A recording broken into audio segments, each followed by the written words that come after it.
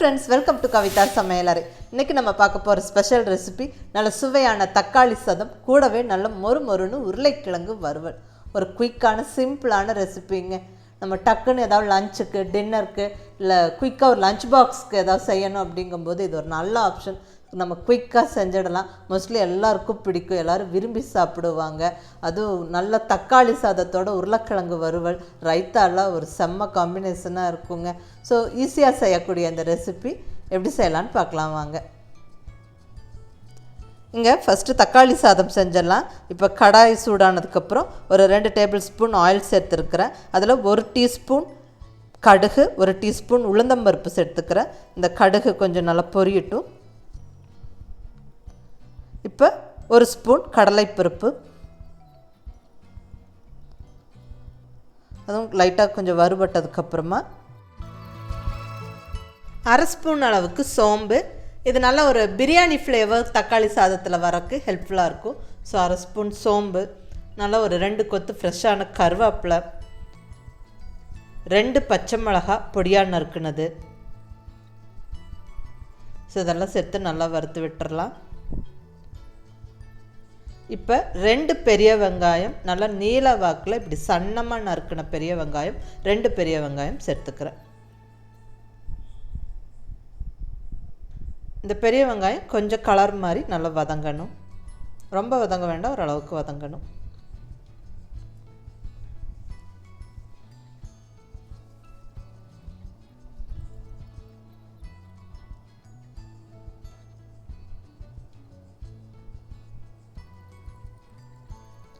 இப்போ ஒரு 1/2 ஸ்பூன் அளவுக்கு இஞ்சி பூண்டு விழுது. இது தக்காளி சாதத்துக்கு அந்த பிரியாணி ஃப்ளேவர் கொடுக்கும். நல்லா கொஞ்சம் வாசனையாக இருக்கும் நம்ம தக்காளி சாதம். கொஞ்சம் பச்சை வாசனை போகிற வரைக்கும் வதக்கி விட்டு நல்லா அந்த வாசனை வந்ததுக்கப்புறமா தக்காளி ஆட் பண்ணிடலாம். இங்கே 2 பெரிய வெங்காயம் சேர்த்துருக்குறேன். ஸோ 5 மீடியம் சைஸ் தக்காளி கட் பண்ணி சேர்த்துக்கிறேன்.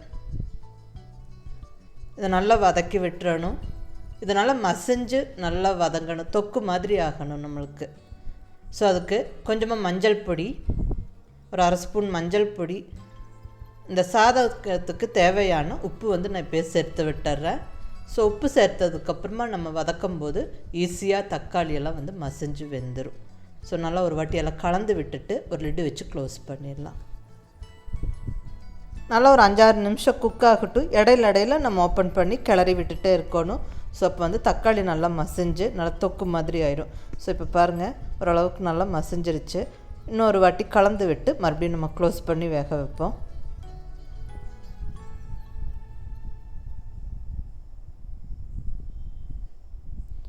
இருக்கட்டும், இன்னொரு 2-3 நிமிஷம். இப்போ இன்னுமே நல்லா தக்காளி மசிஞ்சிருச்சு. இப்போ மசாலா பொடி ஆட் பண்ணிடலாம்.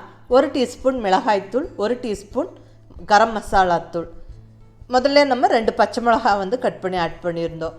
ஸோ உங்கள் காரத்துக்கு தகுந்த மாதிரி நீங்கள் மிளகாய்த்தூள் அட்ஜஸ்ட் பண்ணிக்கோங்க, உங்கள் காரத்துக்கு தகுந்த மாதிரி சேர்த்துக்கோங்க. ஸோ இப்போ எல்லாம் நல்லா ஒரு வாட்டி கலந்து விட்டுறலாம். அந்த மசாலாலாம் எல்லா சைடும் கலந்துடணும், நல்லா வாசனை வரும். இப்போ வடித்த சாதத்தை ஆட் பண்ணிடலாம். நல்லா இப்படி உதிரியாக குக் பண்ணிக்கணும் ரைஸு. நம்ம எந்த ரைஸ் வேணாலும் யூஸ் பண்ணலாம். பாஸ்மதி ரைஸும் போட்டுக்கலாம், இல்லை சாதாரணமாக சாப்பாட்டுக்கு யூஸ் பண்ணுற ரைஸும் சேர்த்துக்கலாம்.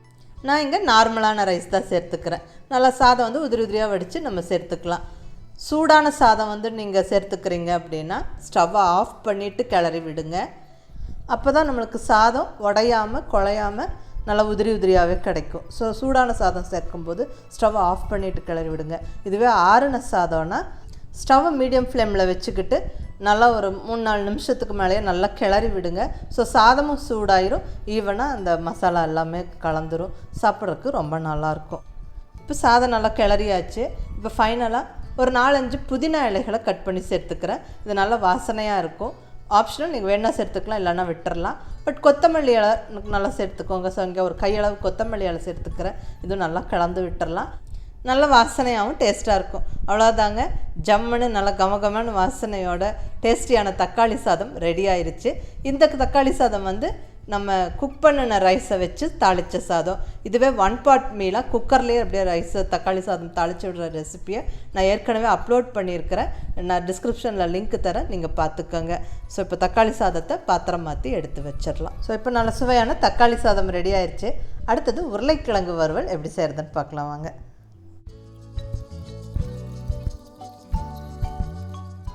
இங்கே ஒரு 250 கிராம் சின்ன சைஸ் உருளைக்கிழங்கு வேக வச்சு எடுத்து வச்சுருக்கிறேன். பேபி பொட்டேட்டோஸ் குக் பண்ணி எடுத்து தோலெல்லாம் எடுத்தாச்சு. நீங்கள் குக்கரில் வேக வைக்கிறதா இருந்தால் ஜஸ்ட்டு 2 விசிலுக்கு குக் பண்ணுங்கள். நார்மலாக பாத்திரத்தில்னா ஒரு 12 to 15 நிமிஷம் பாயில் பண்ணால் பொட்டேட்டோ வெந்துடும். கொஞ்சம் கெட்டியாக வேக வச்சு எடுத்துக்கோங்க, அப்போ தான் வறுவல் நல்லாயிருக்கும். ஸோ இங்கே பொட்டேட்டோ ரெடி ஆகிடுச்சு. இப்போ இங்கே ஸ்டவ்வில் கடாய் வச்சாச்சு. 1.5 டேபிள் ஸ்பூன் அளவுக்கு ஆயில்ஸ் எடுத்துக்கிறேன். ஆயில் கொஞ்சம் சூடானதுக்கப்புறம் ஒரு 1/2 ஸ்பூன் சோம்பு, 2 பல் பூண்டு இடித்து சேர்த்துருக்குறேன். நல்ல வாசனையாக இருக்கும்.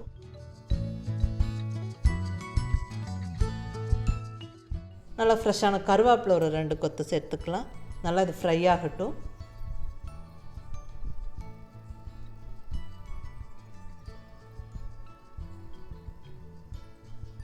இப்போ ஸ்டவ்வை நல்லா சிம்மில் வச்சுக்கிட்டு மசாலா பொடியெல்லாம் ஆட் பண்ணிடலாம். 1/4 ஸ்பூன் மஞ்சள் தூள், 1/4 ஸ்பூன் மிளகுத்தூள்,